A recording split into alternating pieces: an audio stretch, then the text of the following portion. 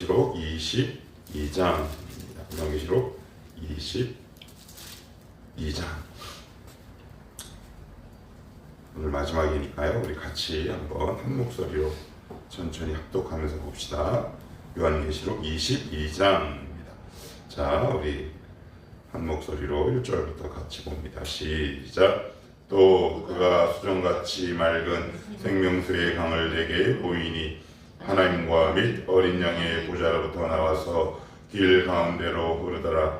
강 좌우에 생명나무가 있어 12가지 열매를 맺되 달마다 그 열매를 맺고 그 나무 잎사귀들은 만국을 치료하기 위하여 있더라. 다시 저주가 없으며 하나님과 그 어린 양의 보좌가 그 가운데 있으리니 그의 종들이 그를 섬기며 그의 얼굴을 볼 터이요 그의 이름도 그들의 이마에 있으리라. 다시 밤이 없겠고 등불과 햇빛이 쓸데없으니 이는 주 하나님이 그들에게 비치심이라. 그들이 세세토록 왕노릇하리로다. 또 그가 내게 말하기를 이 말은 신실하고 참된지라. 주 곧 선지자들의 영의 하나님이 그의 종들에게 반드시 속히 되어질 일을 보이시려고 그의 천사를 보내셨도다. 보라, 내가 속히 오리니 이 두루마리의 예언의 말씀을 지키는 자는 복이 있으리라 하더라. 이것들을 보고 들은 자는 나 요한이니 내가 듣고 볼 때 이 일을 내게 보이던 천사의 발 앞에 경배하려고 엎드렸더니 그가 내게 말하기를 나는 너와 내 형제 선지자들과 또 이 두루마리의 말을 지키는 자들과 함께 된 종이니 그리하지 말고 하나님께 경배하라 하더라. 또 내게 말하되 이 두루마리의 예언의 말씀을 인봉하지 말라. 때가 가까우니라. 불의를 행하는 자는 그대로 불의를 행하고 더러운 자는 그대로 더럽고 의로운 자는 그대로 의를 행하고 거룩한 자는 그대로 거룩하게 하라. 보라, 내가 속히 오리니 내가 줄 상이 내게 있어 각 사람에게 그가 행한 대로 갚아주리라. 나는 알파와 오메가요 처음과 마지막이요 시작과 마침이라. 자기 두루마기를 빠는 자들은 복이 있으니 이는 그들이 생명나무에 나아가며 문들을 통하여 성에 들어갈 권세를 받으려 함이로다. 개들과 점술가들과 음행하는 자들과 살인자들과 우상숭배자들과 및 거짓말을 좋아하며 지어내는 자는 다 성 밖에 있으리라. 나 예수는 교회를 위하여 내 사자를 보내어 이것들을 너희에게 증언하게 하였노라. 나는 다윗의 뿌리요 자손이니 곧 광명한 새벽 보혜더라 하시더라. 성령과 신부가 말씀하시기를 오라 하시는도다. 듣는 자도 오라 할 것이요 목마른 자도 올 것이요 또 원하는 자는 값없이 생명수를 받으라 하시더라. 내가 이 두루마리의 예언의 말씀을 듣는 모든 사람에게 증언하노니 만일 누구든지 이것들 외에 더하면 하나님이 이 두루마리에 기록된 재앙들을 그에게 더하실 것이요 만일 누구든지 이 두루마리의 예언의 말씀을 제하여 버리면 하나님이 이 두루마리에 기록된 생명나무와 및 거룩한 성의 참여함을 제하여 버리시더라. 이것들을 증언하신 이가 이르시되 내가 진실로 속히 오리라 하시거늘 아멘. 주 예수여 오시옵소서. 주 예수의 은혜가 모든 자들에게 있을지어다. 아멘. 예, 요한계시록 오늘로서 마칩니다. 성경 66권 총 장수로 따지면 1189장, 그리고 구약부터 신약까지 저술 기간은 약 1500년. 어마어마한 역사적 배경을 갖고 있고 어마어마한 분량인데 드디어 요한계시록 대장정을 마무리합니다. 창세기에서 시작됐죠. 출애굽을 지납니다. 이스라엘 백성을 지나고 다윗을 지납니다. 말라기를 지나 그리고 침묵의 기간 300년이 지나가는 시점에 우리의 복음의 근원 되시며 주인 되시는 예수 그리스도가 이 땅에 오십니다. 그로부터 약 2000년 동안 꾸준히 수많은 사람들에 의해서 선포된 이 말씀이 드디어 이제 오늘 마감되고 마무리됩니다. 사실 이 요한계시록은 19장에 끝나도 큰 문제가 없어요. 왜냐하면 19장에 무슨 왕국이 나옵니까? 천년왕국이 나옵니다. 천년왕국은 20장에서 원래 이렇게 끝나도 큰 문제가 없어요. 20장에. 왜냐하면 거기서 이미 그 예수 그리스도의 승리가 확정됐기 때문에 그래요. 그래서 어떻게 보면 21장, 22장은 요한계시록의 부록과 같다. 그러나 반드시 있어야 할 장이다. 이렇게 보시면 되는데, 자, 그럼 과연 어떤 내용을 담고 있느냐? 자, 1절로부터 자, 한번 보도록 합시다. 또 그가 수정같이 맑은 생명수의 강을 내게 보이니 하나님과 및 어린 양의 보좌로부터 나와서. 자, 여기 보시면 생명수의 강 그래요. 요한복음에 보시면 주님이 이렇게 말씀하시죠. 나를 믿는 자는 내 배에서 뭐가 나온다? 생수의 강. 그럼 생수의 강이 누구실까요? 성령님이죠. 성령님이 있는 곳이 바로 진짜 천국이에요. 그런데 그 성령님이 누구로부터 나오느냐? 1절 후반절에 보시면 하나님과 및 어린 양의 보좌 이렇게 되어 있습니다. 그러니까 여기 보면 성삼일체 하나님이 다 등장하시는 거죠. 그러니까 오직 생명수의 강은 성부 하나님과 성자 하나님으로부터 나온다. 여기서 생명수의 강은 성령 하나님을 말씀하고 있다. 근데 2절에 보시면 길 가운데로 흐르더라. 강 좌우에 뭐가 있대요? 생명나무가. 네, 여러분 잘 보시면 강 좌우 그래요. 생명수의 강 좌우에 생명나무가 있대요. 원래 생명나무는 몇 그루인지 아세요? 한 그루예요. 아담의 범죄 이후 하나님이 천사들을 명하시죠. 그래서 불검을 딱 가지고 인간이 이 생명나무를 따먹지 못하도록 그 주위를 딱 지키십니다. 그런데 여기에 보면 생명나무가 생명수의 강 좌우로 가로수로 쫙 있는 거예요. 의아하지 않으세요?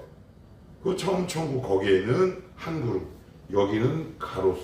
이게 무슨 의미일까요? 아담이 누리지 못했던, 아담이 경험하지 못했던, 아담이 에덴 동산에서 경험하지 못했던 하나님의 놀라운 은혜가 새하늘과 새 땅에서 우리가 누리게 될 것이다 라고 얘기합니다. 그래서 이것을 한 말씀으로 요약하면 이렇게 요약을 할 수 있을 것 같아요. 어디를 보시냐면 출애굽기를 한번 봅시다. 출애굽기를 한번 봅시다. 출애굽기 20장입니다. 20장, 출애굽기 20장입니다. 출애굽기 20장 6절 한번 보시겠어요? 출애굽기 20장 6절 5절로부터 6절입니다.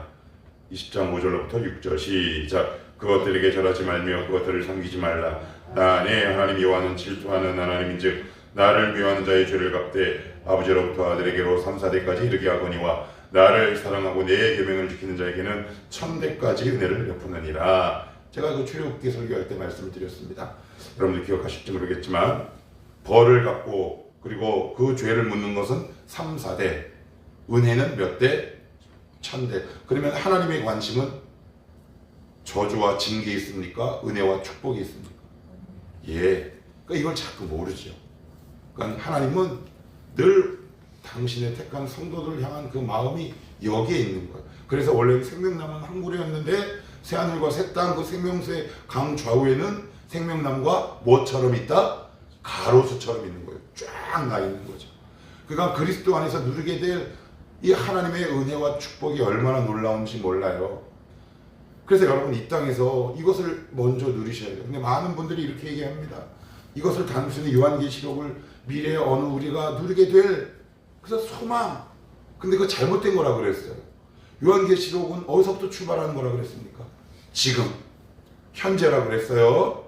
하나님 나라에는 하나님께는 과거, 현재, 미래가 있습니까? 없습니까? 우리 주님은 늘 현재밖에 없어요. 왜요? 시간 위에 계시기 때문에 그래요. 그래서 이 말씀을 나에게 적용하면 미래에 누리게 될 것과 지금 누리게 될 것은 항상 같은 의미로 이해하셔야 해요. 그래서 이런 신앙은 건강하지 않습니다. 어떤 거예요? 이런 분들 주위에 있죠. 아이 그래 죽기 전에 믿자. 나중에 잘 믿으면 되지. 없습니다. 지금 누리지 못하면 미래에 누리지 못합니다. 그래서 지금 여러분들 하나님과의 관계가 틀어지셨을 때 자꾸 수정하고 보완해 가셔야 합니다. 이 땅에서 이 생수의 강을 경험하셔야 되죠. 주님이 뭐라고 말씀하셨다고요? 나를 믿는 자는 그 배에서 생수의 강. 여러분 혹시 지금 영혼에서 생수의 강이 흘러나오십니까? 아니면 썩은 물이 흘러나오십니까? 오염수가 흘러나오십니까? 그걸 어떻게 하냐고요? 쉽습니다. 내가 내뱉는 말. 누군가를 바라보는 눈빛, 그리고 여러 가지 처신과 태도, 그 자세에서 내가 지금 내 배에서 영혼에서 생수의 강이 흘러나오는지 아닌지 우리가 분명히 알 수 있어요. 그 열매들을 보시고 우리의 삶과 신앙을 점검해 가실 수 있어야 합니다. 만약에 내가 누군가를 바라보는 눈빛이 사납다, 그리고 내 입에 거친 말이 턱턱 올라온다, 그러면 생수의 강이 아닌 거죠. 지금 그것을 누리셔야 합니다. 지금 누리지 못하는데 내가 천국 가서 누린다? 요한한 이야기입니다. 참 두려운 이야기입니다. 천국은 어디서부터 누리자? 지금 여기서부터 누리는 거죠. 그래서 어떤 분이, 제가 옛날에 이렇게 설교한 걸 들었는데 그냥 듣고 그냥 흘리세요. 아니요, 여기서 누리지 못한 천국을 만약에 천국 가서 누리게 되면 아마 주님이 우리에게 이렇게 말씀하실지 모르겠다고. 너 누군지 내가 잘 모르겠다고. 그 땅에서는 그렇게 지옥 같은 삶을 살다가 여기서 누리게 되면 너는 과연 누구냐? 뭐 그런 얘기를 제가 옛날 설교 가운데 아주 오래전에 들었어요. 그래서 약간 뭐 성경적이긴 않긴 하지만 그래도 그냥 한번 여러분들에게 제가 말씀을 드려봤습니다. 그만큼 중요합니다. 천국은 어디서부터요? 여기서부터 지금에 누리는 겁니다. 그래서 요한계시록은 늘 지금부터 출발하는 겁니다. 언젠간 미래에 닥쳐올 주님의 재림, 여러분 지금 누리십시오. 지금 주님의 재림을 준비하시는 겁니다. 하나님, 오늘도 나의 삐뚤어진 마음, 강팍해진 마음이 생명수의 강에 덮이게 하시옵소서. 누구를 바라보는 눈빛이 긍휼의 눈빛이 되게 하시고, 누구를 쳐다보는 눈빛이 하나님의 사랑의 눈빛이 되게 하옵소서. 그래서 사도 바울은 뭐라고 얘기합니까? 그리스도의 심장이라는 표현을 쓰죠. 그리스도의 심장은 어떤 심장일까요? 차가운 심장일까요? 날카로운 심장일까요? 뾰족한 심장일까요? 사랑이 넘치는 펄펄 끓는 그런 심장 아니겠습니까? 여러분, 이 심장으로 오늘 살아가시기를 축복합니다. 그것이 바로 생수의 강이 넘치는 성도의 마땅한 본분이요 자세 아니겠습니까? 그래서 또 여기서는 이렇게 얘기합니다. 2절, 길 가운데로 흐르더라 강 좌우에 생명나무가 있어 12가지 열매를 맺되, 어떻게 맺어요? 달마다 그 열매를 맺고. 그래요. 달마다. 요거 비스무리한 표현을 어디서 봤는데, 여러분 시편 1편 3절에 이런 표현이 납니다. 철을 따라 열매를 맺으면 거의 비슷하잖아요. 그죠? 예. 그러니까 이게 무슨 얘기예요? 철을 따라, 그 필요에 따라 열매가 그 사람 안에 죽이는 겁니다. 여러분, 이게 되게 중요한 게 있어요. 달마다 맺는데요. 달마다. 이게 무슨 이야기일까요? 이게 무슨 얘기예요? 이거를 그냥 여러분들의 이해하기 쉽게 해서 12달로 한번 나눠봅시다. 1월부터 12월까지 맺지 않는 달이 없대요. 그러면 우리의 고민이 있어요. 왜요? 살다 보면 힘들 때 있어요, 없어요? 있지요. 있습니다. 고난당하고 몸이 너무 힘들고 괴로울 때 있습니다. 근데 거기서 우리가 꼭 집중해서 봐야 할 게 뭐냐면, 힘든 일이 아니라 나를 통해 열매 맺게 하시는 하나님 앞에 내가 서 있느냐를 늘 우리가 점검해야 한다는 이야기입니다. 그게 무슨 얘기냐? 달마다 열매를 맺고 철을 따라 열매를 맺는다는 얘기는 하나님의 그 은혜의 생수의 강에 확 들어가 버리는 겁니다. 여러분, 혹시 이런 영화과, 제가 영화에서 본 것 같은데, 어떤 제자들이 그 스님을 찾아가서 지혜를 구합니다. 그랬더니 그 스님 이야기를 해서 좀 그렇긴 하지만, 거기서 그 스승이 그렇게 얘기합니다. 깨진 항아리를 탁 주면서 이렇게 얘기를 하죠. 여기다 물을 채워라. 보셨죠? 그랬더니 그 제자들이 어떻게 합니까? 막 물을 길어 와서 막 이렇게 붓죠. 근데 거기다 이렇게 막 막아요, 손으로. 근데 막는다고 막아져요? 깨진 항아리가? 그랬더니 한 제자가 갑자기 탁! 그러더니 그 항아리를 물에 던져버립니다. 여러분, 예수님에게 여러분의 인생을 던지셔야 합니다. 그래야 달마다 열매를 맺습니다. 여러분, 왜 이렇게 주저하십니까?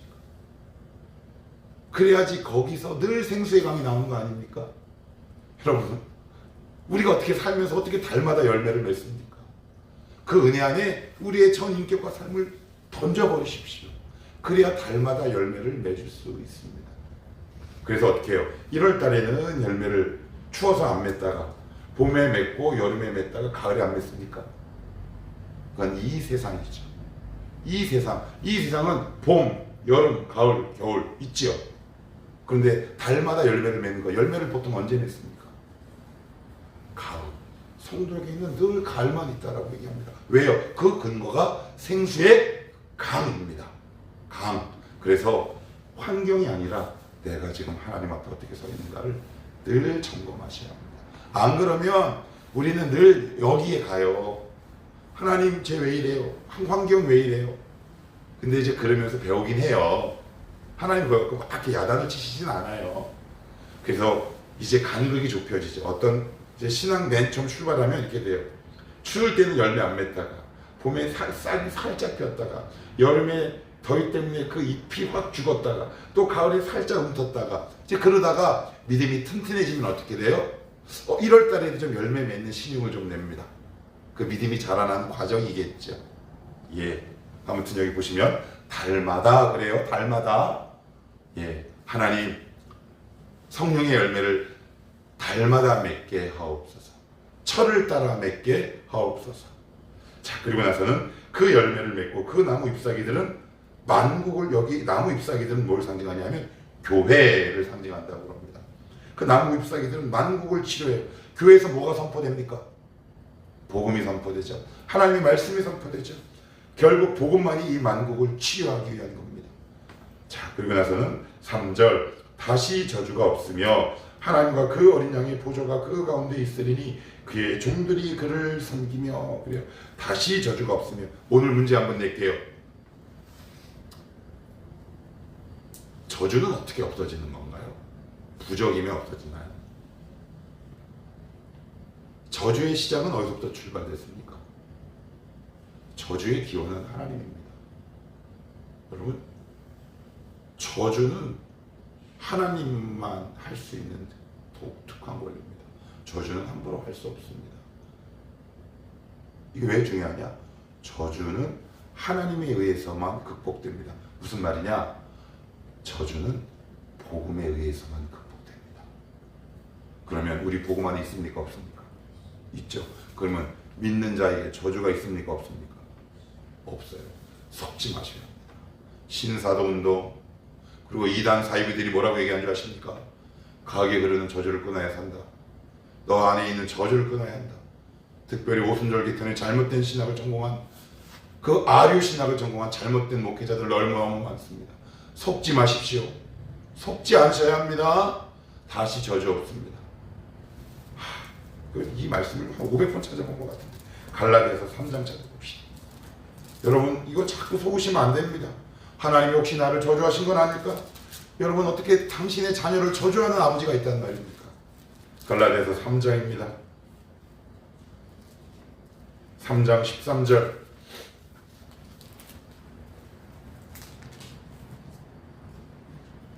3장 13절입니다. 자, 읽습니다. 시작. 그리스도께서 우리를 위하여 저주를 받은 바 되사. 갈라디아서 3장 13절입니다. 305페이지 시작. 그리스도께서 우리를 위하여 저주를 받은 바 되사 율법의 저주에서 우리를 속량하셨으니 기록된 바 나무에 달린 자마다 저주 아래 있는 자라 하였습니다. 그래요. 누가? 그리스도께서 누구를 위해? 우리를 위해 무엇을? 저주를 받을 것이요? 과거 완료형입니다. 끝났답니다. 그리스도 안에서 이미 저주는 해결됐어요. 그러면 성도들에게 나타난 모든 것은 뭡니까? 징계입니다. 그래서 히브리서에 뭐라고 그래요? 자기가 받으시는 아들마다 채찍질한다. 근데 이 채찍질을 이단이나 신사도 계열의 이 사이비들은 뭐라고 얘기하냐면 저주라고 확대하고 재생산하고 포장하는 겁니다. 그리스도인들에게는, 그리스도 안에 있는 우리에게는 결코 정죄함이 없느니라. 그죠? 저주 없습니다. 여러분, 저주 없어요. 속으시면 안 돼요. 지금도 사단은 뭐라고 얘기하느냐? 너희가 하나님의 저주야 라고 하나님과 우리의 관계를 끊으려고 합니다. 그런데 오늘 분명히 점검하고 갑시다. 저주가 없습니다. 그날에만 없는 게 아닙니다. 지금부터 없어진 겁니다. 확실히 기억하십시오. 그래서 이게 왜 중요하냐면 어려운 고난들이 자꾸 겹치면 우리 인간은 나약하고 의지가 나약해서 이렇게 생각하기 쉽단 말이에요. 하나님이 나 미워하시나? 저주하시나? 여러분, 그런 일은 없어요. 그런 일은 없습니다. 여러분, 이 사랑의 확신에 굳게 거하셔야 합니다. 그래야 이런 회의론자들이나 이런 신사도 계열의 이단과 사입이 이 아류들에 빠지지 않습니다. 저주 다시 없는 겁니다. 여러분, 당당하셔도 좋습니다. 양 어깨를 쭉 펴시고 사단 앞에 이렇게 선포하십시오. 까불지 마라. 나는 왕노릇 할 사람이다. 그리스도 안에 이미 나는 저주가 끊어졌다. 이 모든 것들은 하나님이 나를 믿음의 사람으로 다시 세우기 위한 하나님의 사랑의 채찍질이요 징계다. 거기서 하나님의 본심을 읽어야 하지 않겠습니까? 정신 차리셔야 합니다. 저주 없어요. 오직 하나님의 사랑의 채찍이요 징계만 있을 뿐이다. 근데 이걸 갖고 자꾸 저주를 갖고 이 연약한 성도들을 미혹하는 악한 마귀 같은 목회자들이 지금도 있다. 여러분, 그래서 제가 유튜브 설교 함부로 보지 말라고 얘기하는 겁니다. 이상한 신학을 전공해서 이상한 말씀을 전하는 이 악한 자들의 도구된 목사들이 유튜브에 널리고 있습니다. 조심하셔야 합니다. 저도 함부로 아무 설교 듣지 않습니다. 꼭 기억합시다. 4절 그랬더니 이렇게 그의 얼굴을 뭐라고요? 볼 터이요. 여러분, 그의 얼굴을 본답니다. 이게 무슨 이야기입니까? 이게 무슨 얘기예요? 주님과 완전한 교제를 이루어가는 거죠. 그런데 모세는 무엇만 봤다고 그렇게 줄 아세요? 주님의 등만 봤다. 그러면 이게 무슨 이야기입니까? 모세가 누렸던 은혜와 저와 여러분이 누리는 은혜 가운데 어떤 게 더 큽니까? 저와 여러분이 누리는 은혜가 더 큽니다. 그래서 요한복음 1장에 이렇게 되어 있습니다. 율법은 모세로 말미암거니와 은혜는 예수 그리스도로 말미암느니라. 율법의 은혜가 큽니까? 은혜라는 은혜가 큽니까? 예, 복음 안에서 누리는 은혜가 훨씬 더 큽니다. 그래서 여러분들 구약 인물들 보면서 어유 다윗, 어유 모세, 어유 아브라함 그러실 필요가 없다는 거예요. 왜요? 우리는 이미 그리스도 안에서 완전한 교제를 누리고 있는 사람입니다. 근데 그날 이 새하늘과 새 땅이 갈 때는 얼굴을 본다는 겁니다. 그러면 천국에는 믿음이 필요 있다 없다? 필요가 없죠. 여러분, 믿음은 하나님이 안 믿어질 때 믿음이란 단어가 필요하잖아요. 근데 하나님이 내 옆에 있는데 아빠 믿어, 좀 이상한 거 아닙니까? 천국엔 뭐가 필요 없다? 믿음이 필요 없어요. 예, 믿음이 더 이상 필요 없습니다. 아니, 아버지랑 같이 있는데 아버지 주세요라는 말과 똑같은 거예요. 엄마가 옆에 있는데 엄마 어디 있어요? 라고 외치는 아기의 소리와 똑같은 거죠. 이게 바로 그 의미를 담고 있는 겁니다. 그런데 이것을 우리는 지금부터 누리셔야 되는 거예요. 아, 그래서 주님이 뭐라 그럽니까? 제자가 이렇게 물어보죠. 주님, 아버지를 보여주십시오. 그랬더니 예수님이 뭐라고 얘기하냐? 네가 지금 나를 보고 있는데 왜 아버지를 보여달라고 하느냐? 그래요. 우리는 지금 주님과 깊은 사귐 가운데 있는 겁니다. 기도와 말씀으로, 하나님이 주신 은혜로. 그래서 여러분들 그 은혜를 이 땅에서 충분히 누리시며 나중에 천국 가셔야 되지 않겠습니까? 우리가 누리는 은혜가 바로 이런 은혜다. 자, 그리고 보시면, 뭐 시간 관계상 다 말할 수는 없고요. 자, 9절 10절 우리 같이 한번 읽어볼게요. 9절 10절 시작.